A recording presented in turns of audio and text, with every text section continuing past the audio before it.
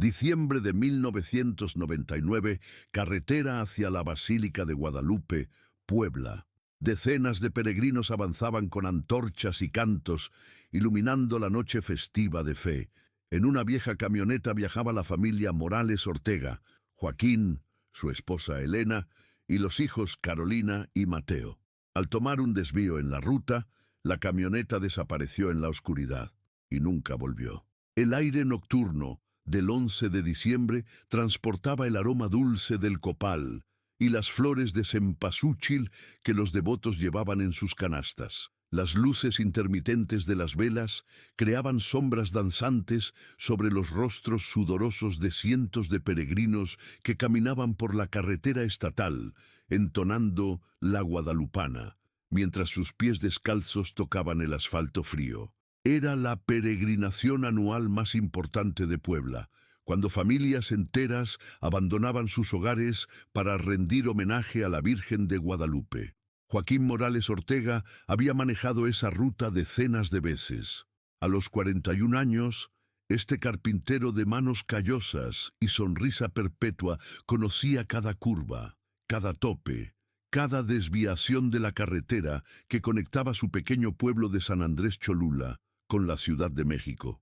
Su esposa Elena, sentada en el asiento del copiloto, sostenía entre sus brazos una imagen enmarcada de la guadalupana que había heredado de su madre. Sus dedos acariciaban nerviosamente el rosario de cuentas desgastadas mientras observaba la procesión de luces que se extendía por kilómetros. En el asiento trasero, Carolina, de 13 años, intentaba calmar a su hermano menor, Mateo, de 9, quien no dejaba de preguntar cuánto faltaba para llegar. La adolescente llevaba puesto su vestido azul favorito, el mismo que había usado en su primera comunión 2 años atrás, porque su madre le había dicho que era importante vestirse con respeto para visitar a la Virgen. Sus ojos oscuros reflejaban las luces exteriores mientras tarareaba las canciones religiosas que escuchaba desde la ventanilla. La camioneta Ford de 1985, color verde desteñido, había sido comprada de segunda mano 5 años antes. Joaquín la había reparado personalmente, cambiando piezas, ajustando el motor, pintando las partes oxidadas. Era su orgullo, el vehículo que los llevaba a la iglesia cada domingo, a las fiestas familiares, a los mercados de los pueblos vecinos. Esa noche, la camioneta transportaba no solo a la familia, sino también las esperanzas y promesas que pensaban depositar a los pies de la guadalupana. Elena había preparado un termos de café con canela y una canasta con tamales caseros para el viaje. La noche anterior había pasado horas cocinando, preparando la masa, envolviendo cada tamal en hojas de maíz con la paciencia que solo las madres mexicanas poseen. Joaquín bromeó, diciendo que la Virgen los bendeciría solo por el aroma de la comida de su esposa. Los niños se habían dormido temprano, emocionados por el viaje que los esperaba. La caravana de peregrinos se movía como un río humano luminoso. Algunos cargaban cruces de madera, otros llevaban estandartes con imágenes de santos. Muchos avanzaban de rodillas cumpliendo promesas hechas durante momentos de desesperación. El sonido de las oraciones colectivas se mezclaba con el ruido de los motores de los vehículos que acompañaban la procesión, creando una sinfonía extraña pero sagrada que resonaba en la noche poblana. Joaquín redujo la velocidad cuando notó que el tráfico se había vuelto más denso. Adelante, varios autobuses llenos de peregrinos bloqueaban parcialmente el carril derecho. La radio de la camioneta transmitía música religiosa intercalada con noticias sobre el operativo de seguridad que las autoridades habían montado para proteger a los miles de devotos que se dirigían hacia la basílica. «Papá, ¿cuándo vamos a llegar?», preguntó Mateo por 5ª vez en una hora, estirando el cuello para ver mejor el paisaje nocturno. «Ya falta poco, mijo. Cuando veas las torres de la basílica, sabrás que ya llegamos», respondió Joaquín, ajustando el espejo retrovisor para observar a sus hijos. Elena sonrió y se giró hacia atrás. «Mateo, ¿ya pensaste qué le vas a pedir a la Virgencita?». El niño se quedó pensativo por un momento, mirando por la ventanilla las luces que se movían como estrellas terrestres. Que nos cuide siempre y que papá no se enferme como el papá de Javier. Carolina tomó la mano de su hermano menor. Ella había estado preocupada por su padre últimamente. Joaquín había estado tosiendo por las noches y se había quejado de dolores en el pecho, pero siempre decía que era solo el polvo del taller. Secretamente, ella también planeaba pedirle a la Virgen por la salud de su papá. El reloj del tablero marcaba las 10:47 de la noche cuando Joaquín notó que el tráfico adelante se había detenido completamente. Las luces traseras de los vehículos formaban una línea roja continua que se perdía en la oscuridad. Se escuchaban bocinas a lo lejos y voces de conductores que bajaban de sus autos para investigar qué estaba pasando. «Debe ser un accidente o algún operativo de la policía», murmuró Joaquín, apagando el motor para ahorrar gasolina. A través de la ventanilla lateral, Elena observó a una familia de peregrinos que caminaba por el acotamiento. La mujer llevaba un bebé en brazos, mientras que su esposo cargaba una mochila enorme. Dos niños pequeños se aferraban a la falda de su madre, avanzando lentamente pero con determinación hacia su destino sagrado. La escena le recordó las historias que su abuela le contaba sobre las peregrinaciones de antes, cuando la gente caminaba durante semanas para llegar hasta la basílica. Después de 20 minutos esperando, Joaquín decidió tomar una decisión. Había visto a otros conductores girar hacia una carretera secundaria que se desviaba hacia la derecha, probablemente buscando una ruta alterna que les permitiera evitar el embotellamiento. Conocía esa zona. Había pasado por ahí en algunas ocasiones cuando iba a comprar madera a los aserraderos de los pueblos cercanos. «Vamos a tomar el desvío», anunció, encendiendo el motor nuevamente. «Conozco otra ruta que nos lleva directo a la basílica. Tal vez tardemos un poco más, pero llegaremos». Elena asintió confiadamente. Durante sus 19 años de matrimonio, Joaquín nunca los había perdido en algún viaje. Siempre sabía cómo llegar a cualquier destino, incluso sin mapas, guiándose únicamente por su sentido de orientación y los años de experiencia manejando por las carreteras de Puebla y los estados vecinos. La camioneta se separó lentamente de la caravana principal, girando hacia la derecha por un camino más estrecho y menos iluminado. Las luces de los otros vehículos comenzaron a desvanecerse detrás de ellos mientras se adentraban en una carretera rural, bordeada por árboles altos y campos de cultivo que se extendían hacia el horizonte oscuro. Carolina notó el cambio inmediatamente. «Papá, ya no se escuchan los cantos». Era verdad.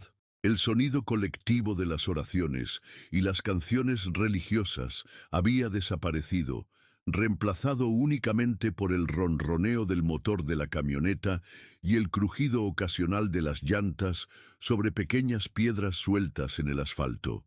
El silencio era extraño, casi inquietante, después de horas de estar rodeados por el bullicio festivo de la peregrinación. «No se preocupen», dijo Joaquín, aunque él mismo notaba que esta carretera estaba más vacía de lo que recordaba. «En unos minutos vamos a conectar con la carretera principal otra vez», pero los minutos se convertían en una media hora, luego en una hora, y la carretera parecía extenderse infinitamente hacia adelante sin señales de conexión con ninguna ruta conocida. Los postes de luz eran escasos y la luna, parcialmente cubierta por nubes, proporcionaba poca iluminación natural. A ambos lados del camino, la vegetación se había vuelto más densa, creando muros verdes que bloqueaban la vista del paisaje circundante. Elena comenzó a sentir una inquietud creciente en el estómago. «Joaquín, ¿estás seguro de que vamos por el camino correcto?». Su esposo frunció el ceño, observando atentamente cada señal, cada referencia que pudiera reconocer. Esta área le resultaba extrañamente familiar y completamente desconocida al mismo tiempo. Los árboles, la forma de la carretera Incluso el olor que entraba por las ventanillas le recordaban a lugares por los que había pasado antes, pero no podía ubicar exactamente dónde estaba. Mateo se había quedado dormido contra el hombro de su hermana, su respiración suave y regular, contrastando con la tensión creciente que llenaba el interior del vehículo. Carolina mantenía los ojos fijos en la ventanilla, tratando de reconocer algún punto de referencia, alguna señal que les indicara que estaban cerca de su destino. El reloj del tablero marcaba las 12:23 de la madrugada del 12 de diciembre, cuando Joaquín vio finalmente algo que le dio esperanza. Una pequeña capilla iluminada por velas apareció a lo lejos, en el lado derecho de la carretera. Su forma rectangular y su torre modesta eran típicas de las ermitas rurales que se encuentran dispersas por todo el estado de Puebla. «Miren, ahí hay una capilla», dijo, señalando hacia adelante. «Vamos a parar y preguntar cómo llegar a la basílica». Elena sintió alivio inmediatamente. Las capillas siempre tenían sacerdotes o encargados que conocían perfectamente la zona. Seguramente alguien podría orientarlos y ayudarlos a encontrar el camino correcto hacia su destino. La camioneta se detuvo frente a la pequeña construcción de piedra y adobe. La puerta de madera estaba entreabierta y a través de ella se filtraba una luz dorada y cálida. Se escuchaba el murmullo suave de voces humanas, como si hubiera gente orando en el interior. Joaquín apagó el motor y bajó del vehículo, respirando profundamente el aire nocturno que olía a tierra húmeda y flores silvestres. Elena lo siguió, dejando a los niños dentro de la camioneta. Carolina había despertado a Mateo suavemente, y ambos observaban curiosos la pequeña capilla que parecía brillar como una joya en medio de la oscuridad rural. Los pasos de Joaquín y Elena resonaron sobre el empedrado irregular que conducía hacia la entrada de la ermita. Cuando se acercaron lo suficiente, Joaquín golpeó suavemente la puerta de madera con los nudillos. «Disculpen», dijo con voz respetuosa. Somos peregrinos que vamos hacia la basílica, pero creo que nos perdimos. ¿Podrían ayudarnos?» La puerta se abrió lentamente, revelando el interior iluminado por docenas de veladoras que creaban sombras danzantes sobre las paredes de piedra. El aroma del incienso se mezcló inmediatamente con el aire fresco de la noche. Esa fue la última vez que alguien vio a la familia Morales Ortega. ¿Cuántas veces puede sonar un teléfono antes de que el silencio se vuelva ensordecedor? Teresa Morales lo supo exactamente. 47 llamadas en 3 días. 47 intentos desesperados de contactar a su hermano Joaquín, que jamás, en sus 41 años de vida, había dejado de llamar después de un viaje importante. La mañana del 13 de diciembre, Teresa despertó con esa sensación pesada en el pecho que solo las hermanas mayores conocen cuando algo terrible ha sucedido.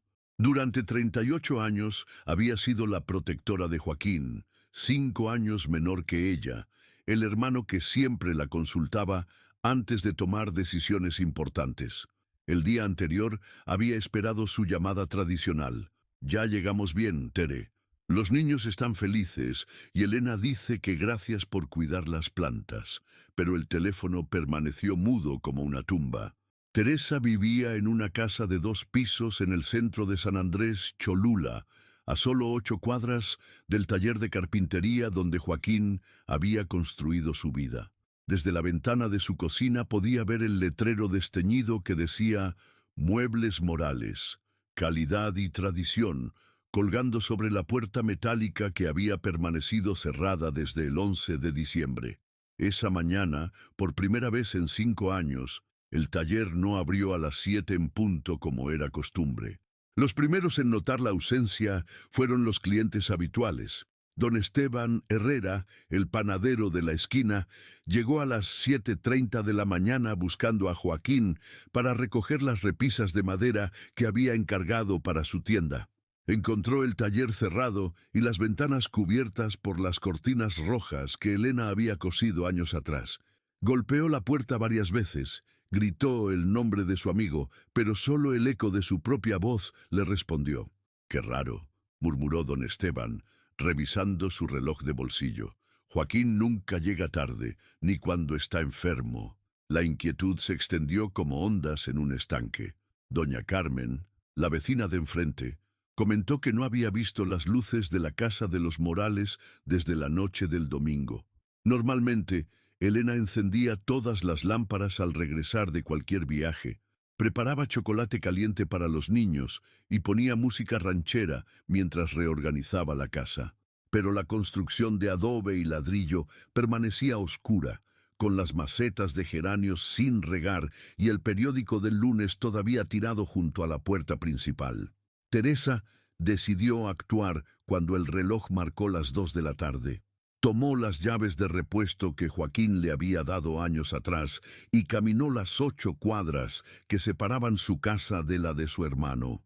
Sus pasos resonaban sobre las piedras del empedrado colonial mientras observaba cada detalle: las ventanas cerradas, la camioneta ausente del pequeño garage, el silencio absoluto que emanaba de una casa que siempre había estado llena de voces, risas y el sonido de la televisión. La puerta principal se abrió con un crujido metálico que se sintió como un grito en el silencio del barrio.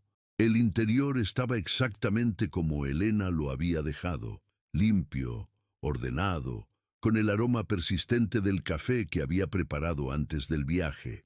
Sobre la mesa del comedor, Teresa encontró una nota escrita con la letra redonda y cuidadosa de su cuñada. «Regresamos el lunes en la noche. La comida para Pelusa está en el refrigerador». Pelusa, el gato atigrado de la familia, apareció maulando desesperadamente desde la cocina. No había comido en 2 días. El corazón de Teresa comenzó a latir con la fuerza de un tambor de guerra. Joaquín jamás habría permitido que su gato pasara hambre. Elena jamás habría roto una promesa de regresar. Carolina jamás habría perdido 2 días de clases sin avisar en la escuela. Mateo jamás habría faltado a su entrenamiento de fútbol del martes por la tarde. Algo terrible había sucedido. Teresa corrió hacia la casa de su vecina más cercana, Dolores Vázquez, una mujer de 65 años que conocía a todos los habitantes del barrio y mantenía una red de información más eficiente que cualquier periódico local. Dolores estaba regando sus plantas cuando vio llegar a Teresa con el rostro descompuesto por la preocupación. «Dolores, ¿has visto a Joaquín y a su familia? Dijeron que regresarían ayer y no han aparecido». La mujer mayor dejó la manguera sobre el suelo y se secó las manos en el delantal floreado. «No, hija, desde el domingo no los veo. Pensé que tal vez se habían quedado más días en la Ciudad de México visitando a algún familiar. No tienen familia allá, solo iban a la basílica y regresaban el mismo día». Dolores frunció el ceño. Durante sus 65 años había aprendido a leer las señales de peligro, y el tono de voz de Teresa le decía que esto era más serio que un simple retraso. «¿Ya hablaste con la policía?» «Todavía no. Pensé que tal vez, no sé, que tal vez tú habías visto algo». Esa tarde, Teresa caminó por las calles empedradas de San Andrés Cholula, tocando puertas, preguntando, buscando cualquier pista que pudiera explicar la ausencia de su hermano. Habló con los maestros de Carolina en la escuela secundaria, quienes confirmaron que la niña no había asistido a clases el lunes ni el martes. Visitó el entrenador de fútbol de Mateo, quien dijo que el niño nunca había faltado a una práctica sin avisar previamente. La respuesta era siempre la misma. Nadie había visto a la familia Morales desde el domingo 11 de diciembre. Al caer la noche, Teresa tomó la decisión más difícil de su vida. Caminó hasta la comandancia de policía municipal, un edificio de concreto pintado de amarillo y verde que se alzaba junto a la plaza principal del pueblo. El comandante Raúl Espinosa, un hombre de 52 años con bigote gris y uniforme siempre impecable, la recibió en su oficina llena de archiveros metálicos y fotografías oficiales. «Vengo a reportar la desaparición de mi hermano y su familia», dijo Teresa, luchando por mantener la voz firme. El comandante Espinosa tomó una hoja de papel y comenzó a escribir con letra cuidadosa.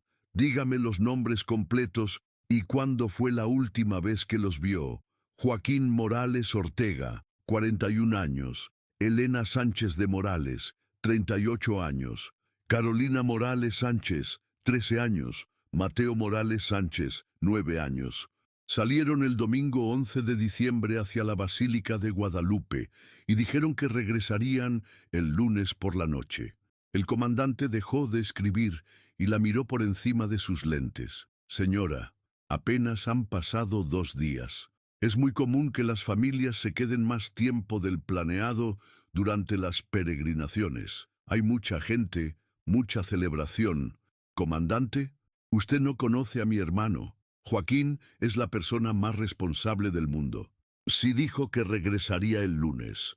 Regresaría el lunes. Además, dejó a su gato sin comida y su taller cerrado. Tiene clientes esperando. Espinoza suspiró y continuó escribiendo.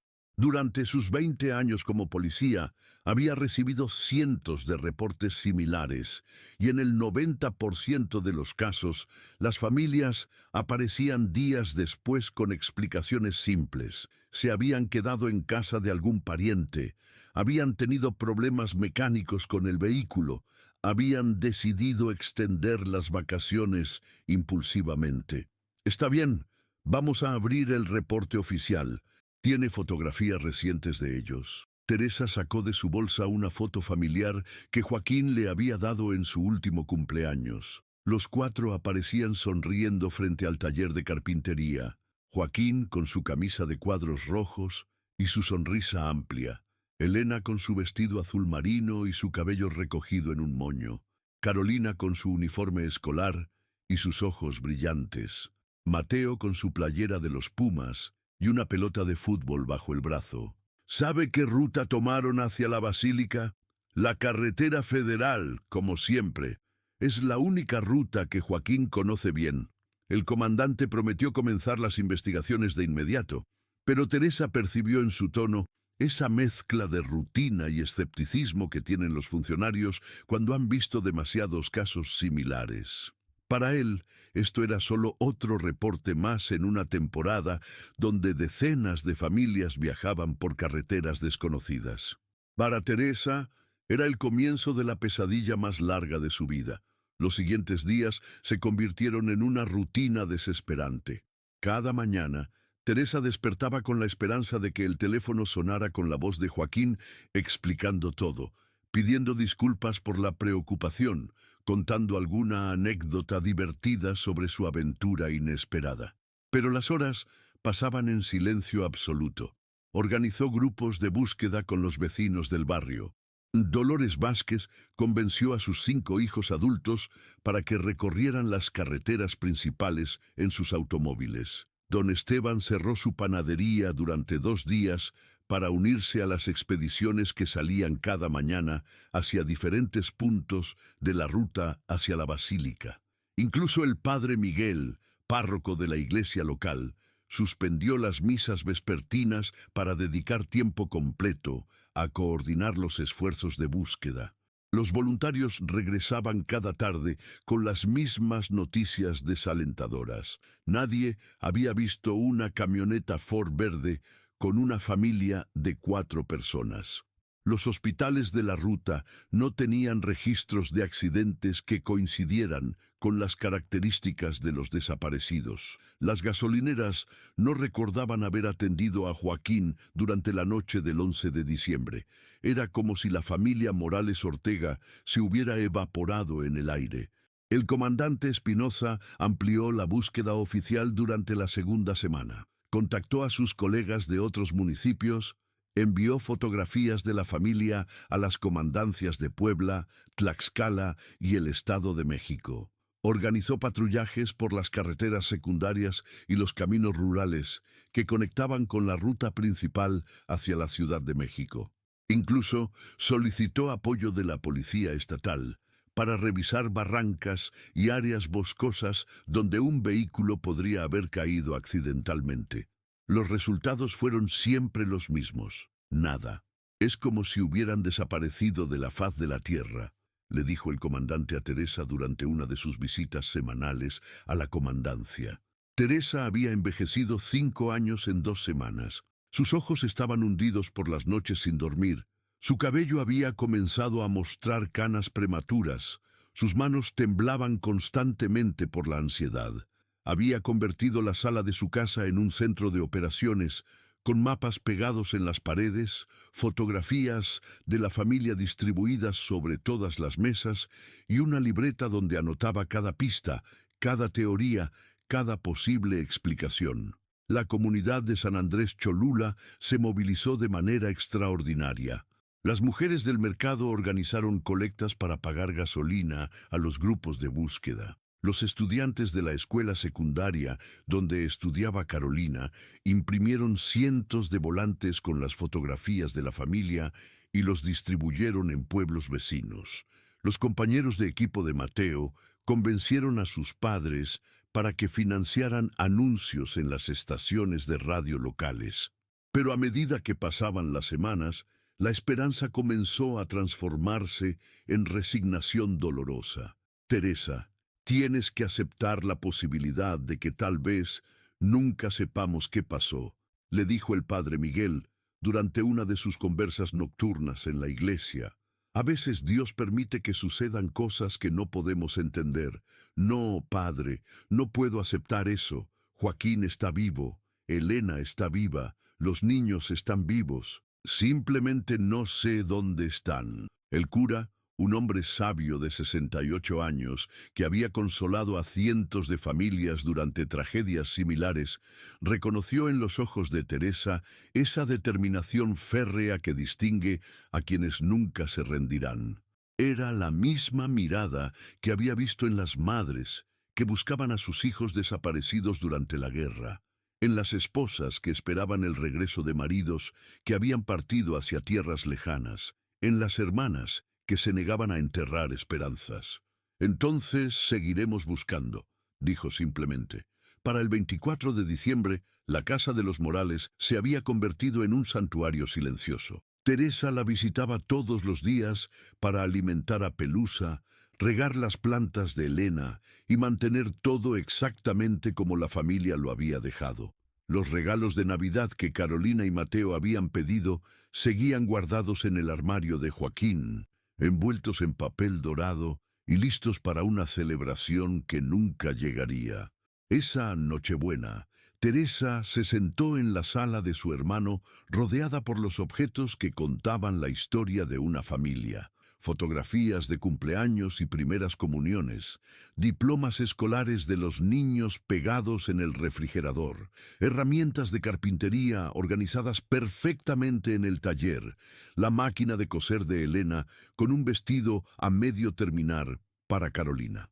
Todo estaba esperando el regreso de sus dueños. «Sins, donde quiera que estén», murmuró Teresa mientras abrazaba la almohada favorita de Elena. «Sé que están juntos, y sé que algún día voy a saber qué les pasó». Afuera, las campanas de la iglesia repicaron anunciando la llegada de la Navidad. Pero en la casa de los Morales, el tiempo se había detenido para siempre en la noche del 11 de diciembre de 1999. 18 años después, en una ermita abandonada, donde las arañas habían tejido catedrales de seda entre las vigas de madera, un hombre descubriría algo que desafiaría toda lógica conocida. Andrés Villalobos nunca había sido un devoto especialmente fervoroso. A los 45 años, este contador de una empresa textil de Puebla había comenzado a hacer peregrinaciones más por tradición familiar que por convicción religiosa profunda. Su madre, fallecida 2 años atrás, le había hecho prometer que visitaría la Basílica de Guadalupe cada 12 de diciembre para rezar por el alma de su padre, muerto en un accidente industrial cuando Andrés tenía apenas 12 años. La mañana del 12 de diciembre de 2017 amaneció con esa bruma densa y fría que caracteriza el invierno poblano. Andrés Había salido de su casa en Cholula a las 5 de la madrugada, conduciendo su Nissan Suru color blanco por carreteras que ahora estaban pavimentadas y señalizadas, muy diferentes a las que había conocido en su juventud. Las peregrinaciones habían cambiado también. Menos gente caminaba, más familias viajaban en automóviles con aire acondicionado, y las antiguas tradiciones se mezclaban con teléfonos celulares y GPS.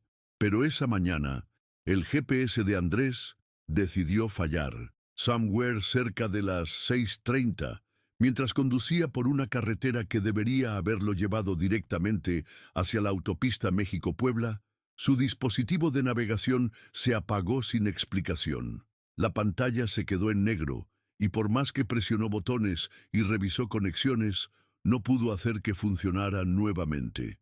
Su teléfono celular tampoco tenía señal en esa zona rural, rodeada de cerros y campos de cultivo que se extendían hasta perderse en la distancia. «Pinche tecnología», murmuró, estacionándose en el acotamiento para revisar si tenía algún mapa impreso en la guantera. No tenía mapas. Como la mayoría de las personas de su generación, había confiado completamente en la tecnología para navegar por el mundo. Ahora se encontraba perdido en una carretera secundaria que no reconocía, sin forma de comunicarse y sin idea de cómo regresar a la ruta principal. Decidió continuar hacia adelante, esperando encontrar alguna señalización o alguna persona que pudiera orientarlo.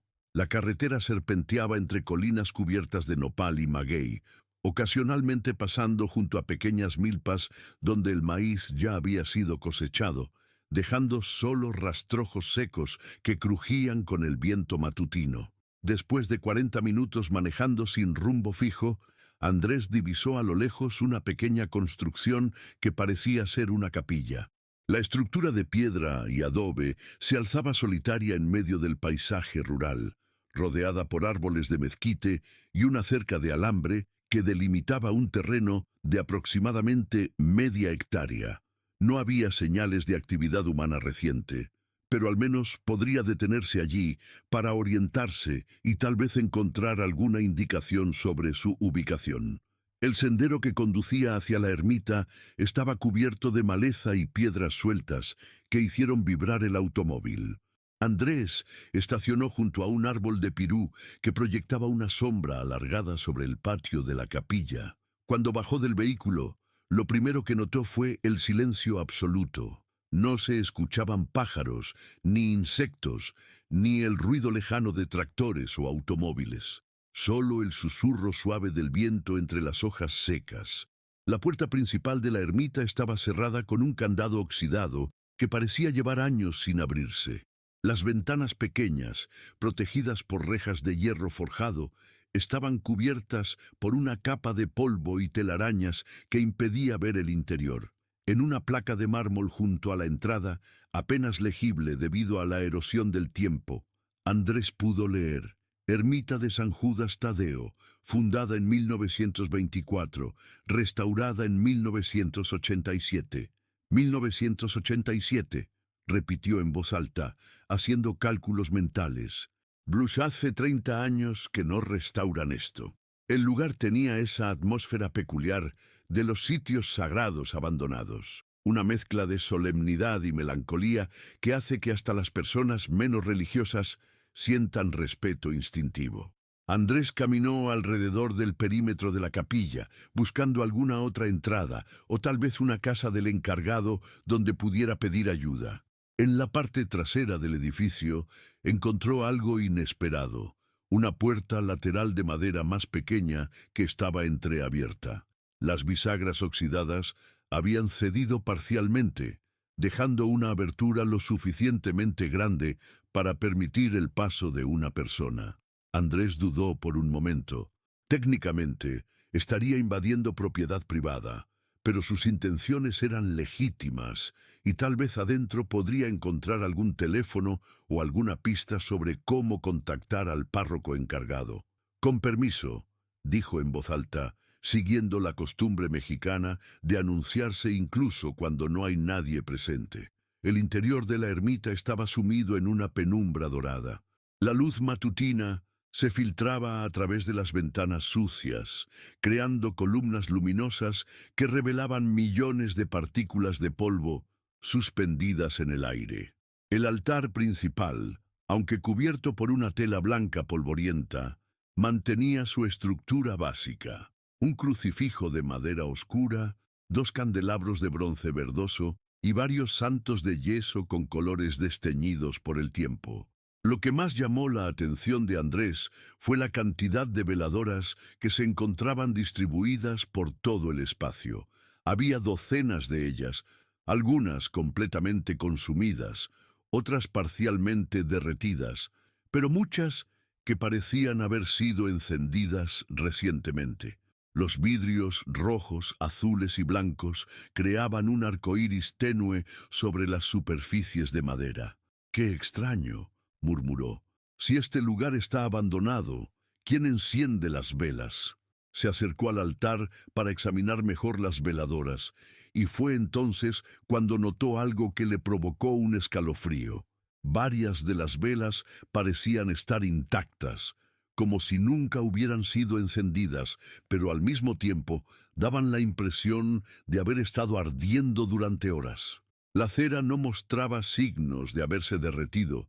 Los pabillos estaban perfectamente rectos, pero había un aroma persistente de parafina quemada impregnando todo el ambiente. Andrés no era una persona supersticiosa, pero algo en esa escena lo inquietó profundamente.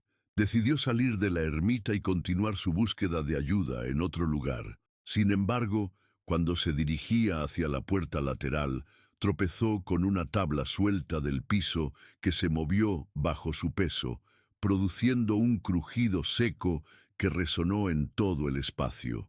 Se agachó para examinar las tablas y descubrió que varias de ellas estaban sueltas, como si alguien las hubiera removido recientemente. Por curiosidad, más que por intención deliberada, levantó una de las tablas de madera y miró hacia el espacio oscuro que se revelaba debajo. Lo que vio lo dejó paralizado. En el hueco entre las vigas del piso, perfectamente preservada y libre de polvo o humedad, había una caja de metal de aproximadamente 30 centímetros de largo por 20 de ancho.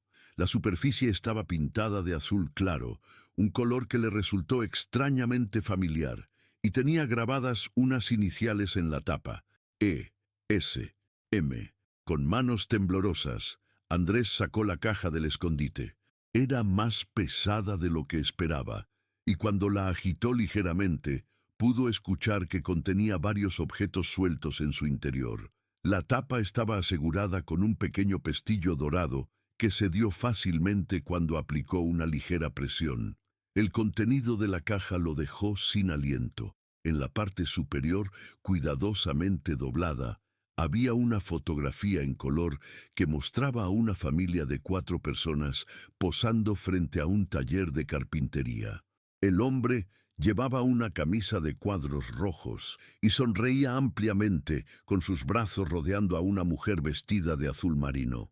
2 niños completaban la imagen: una adolescente con uniforme escolar y un niño pequeño que sostenía una pelota de fútbol.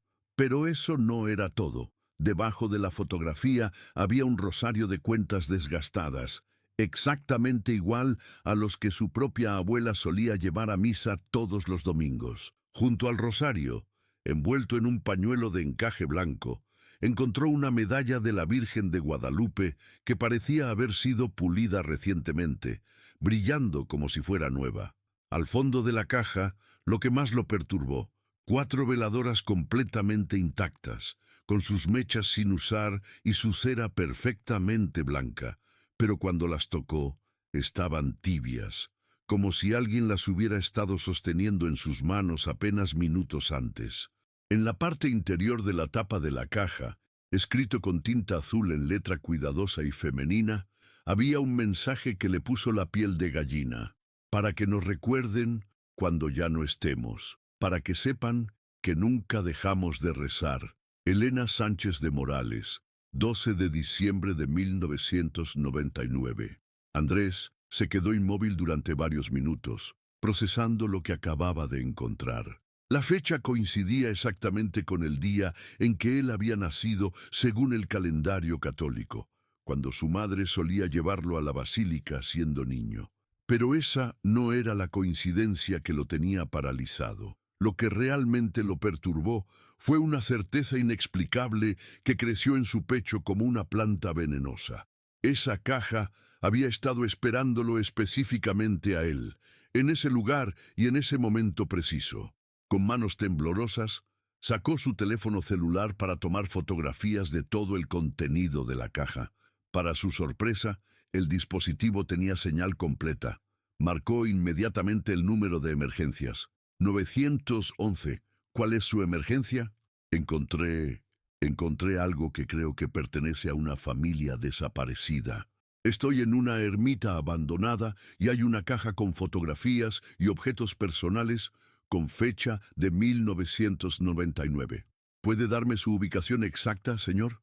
Andrés miró a su alrededor, dándose cuenta de que no tenía idea de dónde estaba. No sé exactamente dónde estoy. Es una ermita de San Judas Tadeo. Creo que está en algún lugar entre Cholula y la carretera hacia México. Manténgase en la línea, señor. Vamos a enviar una patrulla para localizarlo. Mientras esperaba a las autoridades, Andrés examinó más cuidadosamente cada objeto de la caja. La fotografía mostraba claramente la fecha impresa en el reverso. Diciembre 1999. Familia Morales. El rosario tenía grabado un nombre apenas legible, Elena. La medalla de la Virgen tenía una inscripción en la parte trasera, protege a mis hijos, E.S.M. Pero lo que más lo inquietó fueron las veladoras. No había explicación lógica para que estuvieran tibias después de 18 años, guardadas en una caja enterrada bajo las tablas del piso. No había forma de que la cera se mantuviera tan blanca y perfecta después de tanto tiempo. Y definitivamente no había explicación para el aroma de parafina quemada que impregnaba toda la ermita. Cuando llegó la patrulla de la policía estatal 40 minutos después, Andrés había organizado todo el contenido de la caja sobre una de las bancas de madera de la capilla. Los dos oficiales que respondieron la llamada eran veteranos que habían visto de todo durante sus carreras, pero incluso ellos se mostraron visiblemente perturbados por el hallazgo. ¿Está seguro de que encontró esto aquí, señor Villalobos?, preguntó el oficial Martínez, un hombre de 50 años con el bigote entrecano y expresión seria. Completamente seguro. Estaba bajo esas tablas sueltas, justo ahí donde pueden ver el hueco. El oficial González, más joven, examinó la fotografía con una lupa que sacó de su equipo. Esta familia me resulta familiar. Creo que recuerdo haber visto esta imagen en algunos reportes antiguos. ¿Reportes de qué tipo? Desapariciones. Hubo un caso hace muchos años. Una familia completa que desapareció camino a la basílica. Nunca se resolvió. Los oficiales decidieron llamar a la Comandancia Central para reportar el hallazgo y solicitar apoyo de la Unidad de Investigaciones Especiales. Mientras esperaban, acordonaron toda el área de la ermita y comenzaron a documentar fotográficamente cada detalle del escenario. Lo que descubrieron durante esa inspección preliminar agregó más misterio al caso. Las tablas bajo las cuales se encontró la caja no mostraban signos de haber sido removidas recientemente.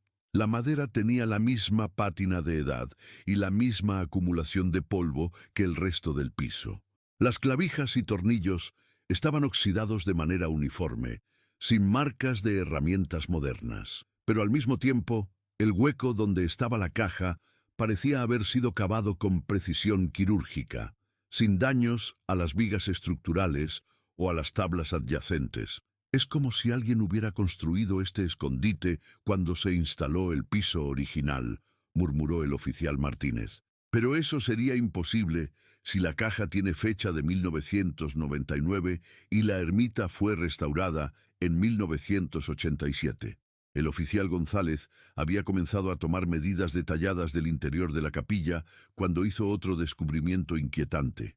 En la pared trasera, detrás del altar, había una mancha de humedad que tenía la forma aproximada de una familia. 4 siluetas de diferentes tamaños, como sombras proyectadas sobre la piedra por alguna fuente de luz intensa. «Chase Martínez, ven a ver esto».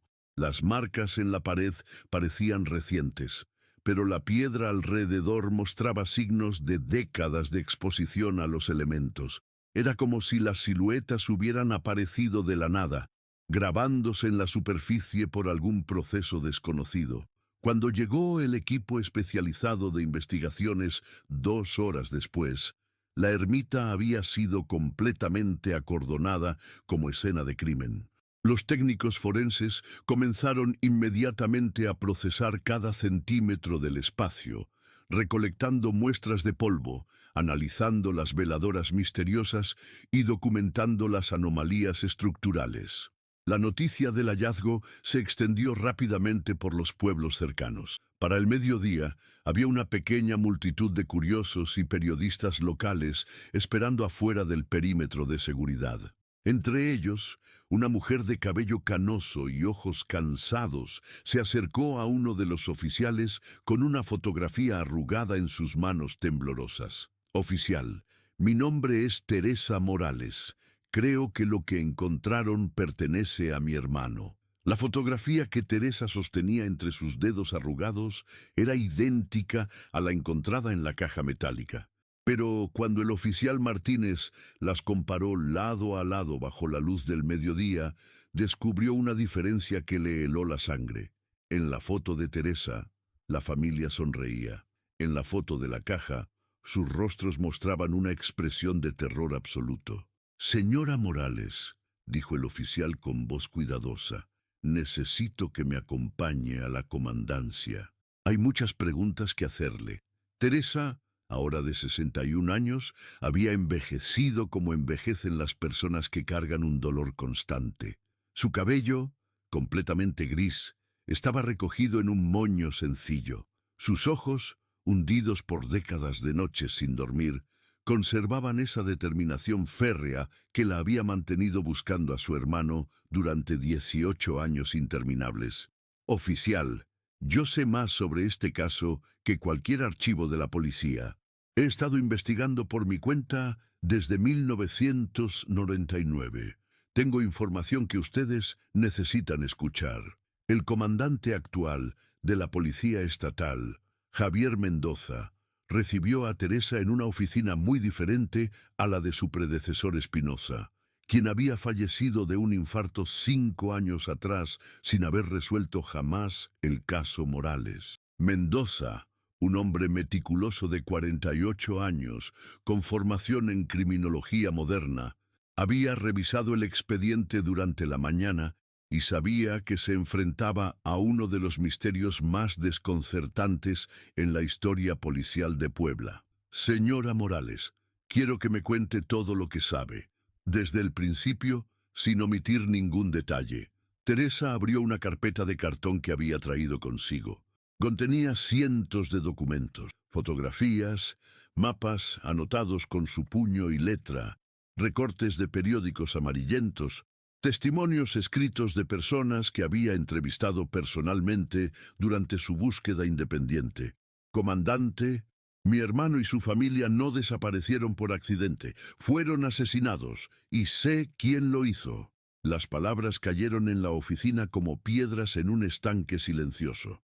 Mendoza se inclinó hacia adelante, activando discretamente una grabadora digital. «Explíqueme». Teresa extendió sobre el escritorio un mapa detallado de la región entre Cholula y la carretera hacia México. Había marcado con círculos rojos docenas de ubicaciones, conectadas por líneas que formaban un patrón complejo. Durante estos 18 años, he hablado con cada persona que vive en un radio de 50 kilómetros de la ruta que tomó mi hermano. He entrevistado a campesinos, comerciantes, taxistas, sacerdotes. He revisado registros de hospitales, morgues, comandancias municipales.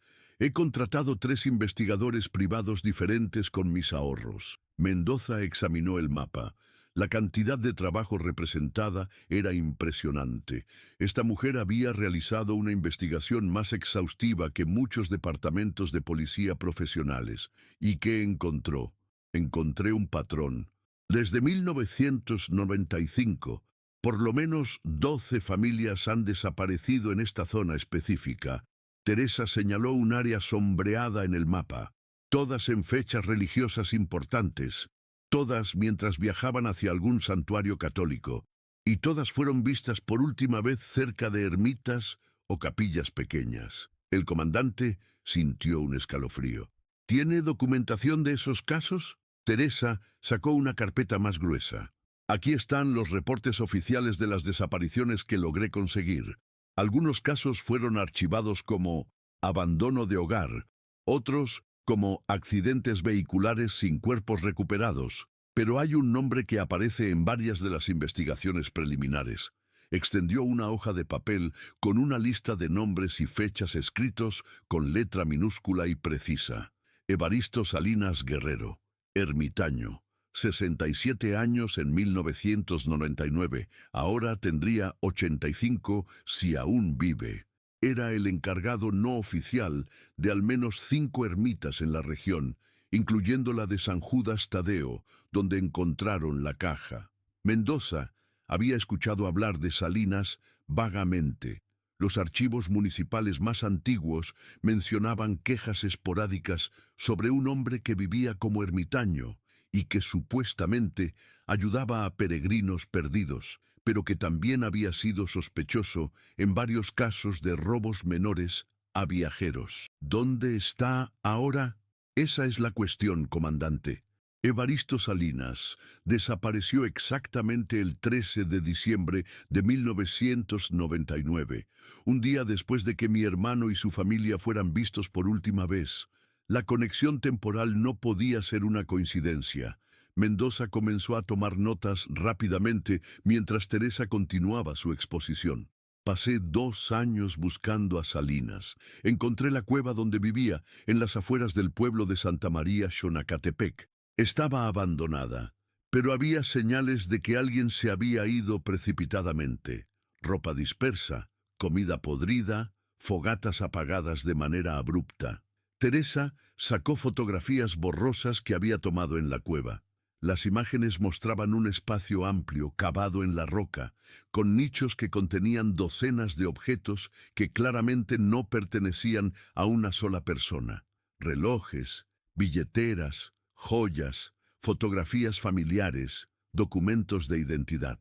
Al comandante, esa cueva era como un museo macabro. Había pertenencias de familias que desaparecieron durante décadas. Salinas no era solo un ladrón, era un asesino en serie. ¿Por qué nunca reportó esto oficialmente? Teresa bajó la mirada, sus manos temblando ligeramente. Lo intenté. En el 2001 traje todas estas evidencias a la comandancia. El comandante Espinosa me dijo que eran especulaciones sin fundamento y que estaba obsesionada con un caso que debía dejar en manos de Dios. La frustración acumulada durante décadas se escuchaba en cada palabra. Mendoza reconoció el patrón. Una investigación policial deficiente, prejuicios contra una mujer civil que había hecho el trabajo que las autoridades debieron haber realizado, y la tragedia de una verdad ignorada durante 18 años. Señora Morales, si todo esto es cierto, ¿por qué cree que la caja apareció ahora? ¿Y cómo explica las anomalías que encontramos en la ermita? Teresa cerró los ojos por un momento, como si estuviera preparándose para revelar algo que la había atormentado durante años. Comandante, hay algo más que necesita saber. Hace 3 meses recibí una carta. Sacó de su bolsa un sobre amarillento con su nombre escrito en letra temblorosa. El matasellos indicaba que había sido enviada desde una oficina postal de Oaxaca. La carta es de Evaristo Salinas. Está vivo, o al menos lo estaba hace 3 meses, y dice que quiere hacer las paces con Dios antes de morir. Mendoza abrió el sobre con guantes de látex. La carta, escrita en papel barato con tinta azul, contenía una confesión parcial que le puso los pelos de punta.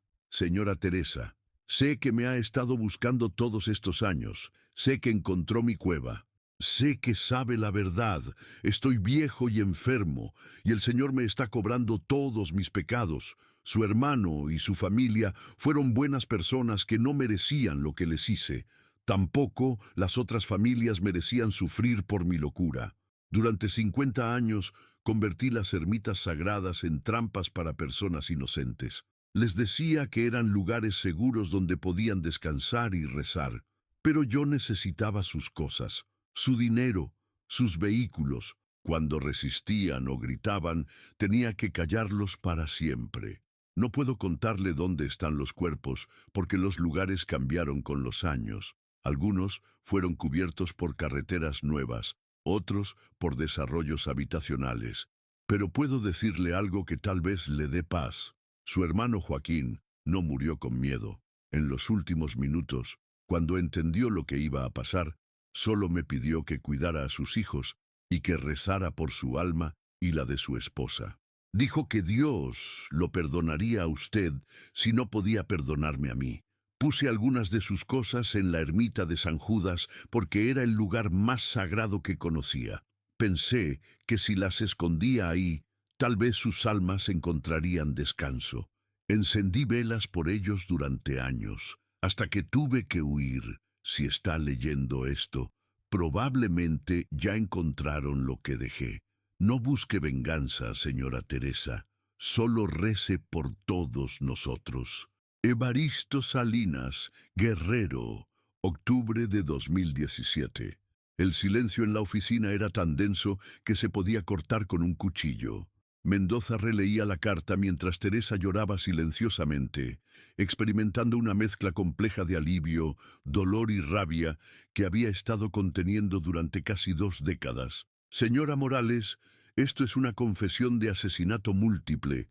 Necesitamos localizar a Salinas inmediatamente. Ya lo intenté, comandante. Contraté a un investigador privado en Oaxaca. Evaristo Salinas murió en un hospital público de esa ciudad el 15 de noviembre de 2017. Cáncer terminal. Se llevó a la tumba la ubicación exacta de los cuerpos. Mendoza se quedó mirando la carta, procesando las implicaciones. ¿Cómo explica entonces las anomalías en la ermita?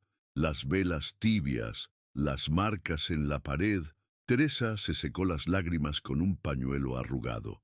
Comandante, yo no soy una persona supersticiosa, pero después de 18 años buscando a mi hermano, he visto cosas que no puedo explicar con lógica. Tal vez algunas fuerzas van más allá de lo que entendemos. Durante las siguientes semanas, la confesión de Salinas desató la investigación criminal más grande en la historia de Puebla.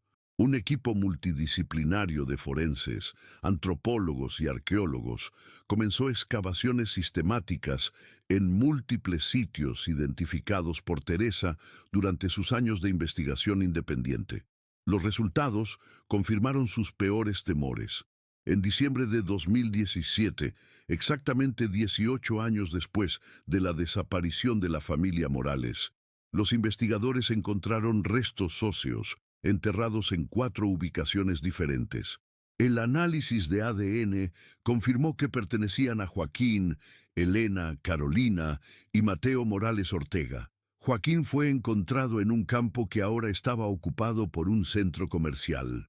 Elena y Carolina fueron localizadas bajo lo que se había convertido en el estacionamiento de una gasolinera. Mateo, el más pequeño, fue hallado en un huerto que ahora formaba parte del jardín de una escuela primaria. Todos habían sido enterrados con objetos personales que coincidían con las descripciones que Teresa había proporcionado años atrás. El reloj de pulso que Elena le había regalado a Joaquín en su aniversario, los aretes de plata que Carolina había recibido para su primera comunión, la medalla de fútbol que Mateo había ganado en un torneo escolar. La investigación expandida identificó los restos de otras 11 familias desaparecidas entre 1995 y 1999, todas víctimas del mismo patrón. Evaristo Salinas las había atraído hacia ermitas remotas con promesas de ayuda. Luego, las había asesinado para robar sus pertenencias. El 12 de diciembre de 2017, exactamente 18 años después de aquella noche fatídica, Teresa Morales finalmente pudo organizar el funeral que había soñado durante casi 2 décadas. La iglesia de San Andrés Cholula se llenó de flores, velas y cientos de personas que habían conocido a la familia o que habían sido tocadas por la historia de su búsqueda incansable. Durante la ceremonia, el padre Miguel, ahora de 86 años, y con la voz quebrada por la emoción, pronunció las palabras que Teresa había necesitado escuchar durante 18 años interminables. Joaquín, Elena, Carolina y Mateo Morales han vuelto finalmente a casa. Su hermana Teresa nunca perdió la fe, nunca dejó de buscarlos, nunca se rindió ante el silencio. Hoy, por fin, pueden descansar en paz. Después del funeral, Teresa caminó por las calles empedradas de San Andrés Cholula hacia la casa de su hermano, que había mantenido exactamente como la familia la había dejado en diciembre de 1999. Ahora tenía una decisión que tomar sobre qué hacer con ese espacio lleno de recuerdos y esperanzas suspendidas en el tiempo. En la sala, todavía sobre la mesa del comedor, estaba la nota que Elena había dejado antes del viaje. Regresamos el lunes en la noche. La comida para Pelusa está en el refrigerador. Teresa sonrió por primera vez en años. Pelusa había muerto de vejez 5 años atrás, pero durante una década había sido el único testigo silencioso de su búsqueda obsesiva. «Ya regresaron», murmuró, hablándole a la casa vacía. Tardaron 18 años, pero ya regresaron a casa.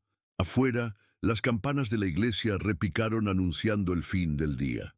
Era 12 de diciembre de 2017, Día de la Virgen de Guadalupe, la fecha hacia la cual la familia Morales había viajado con fe y esperanza una noche de 1999, sin saber que su peregrinación se convertiría en su último viaje juntos. Pero también era el día en que Teresa Morales, después de una búsqueda que había consumido la mitad de su vida, finalmente pudo dejar de buscar y comenzar a recordar a su hermano y su familia no como desaparecidos, sino como personas que habían vivido, reído, soñado y amado intensamente durante el tiempo que les fue permitido estar en este mundo. En la ermita de San Judas Tadeo, ahora acordonada permanentemente como evidencia criminal, las veladoras que Andrés Villalobos había encontrado se habían consumido completamente. Pero en su lugar, cada 12 de diciembre, los habitantes de los pueblos cercanos comenzaron a ver luces pequeñas que aparecían y desaparecían como estrellas terrestres, recordándoles que algunas historias de amor y pérdida trascienden la muerte y se convierten en leyendas que consolidan a los vivos. La verdad había sido desenterrada después de 18 años de silencio. La justicia había llegado demasiado tarde para salvar a los inocentes, pero había llegado lo suficientemente a tiempo para darle paz a una hermana que nunca se rindió. Y en algún lugar, más allá de la comprensión humana, una familia que había partido hacia la Basílica de Guadalupe una noche de diciembre, finalmente había completado su peregrinación eterna.